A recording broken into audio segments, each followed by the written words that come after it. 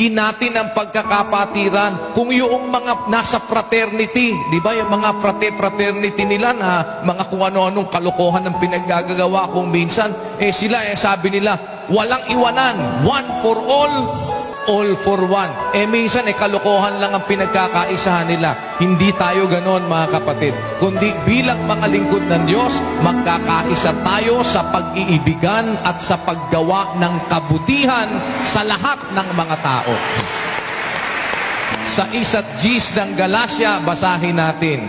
Kaya nga, samantalang tayo'y may pagkakataon, ay magsigawa tayo ng mabuti sa lahat, at lalong-lalo na sa mga kasangbahay sa pananampalataya. Yan, dyan tayo hinuhubog. Tayo'y gumawa ng mabuti sa lahat. Kaya kamag-anak mo, kaya hindi mo kamag-anak, kaya kasama mo sa relihiyon, kaya hindi mo kasama sa relihiyon, gagawa tayo ng mabuti sa kanilang lahat.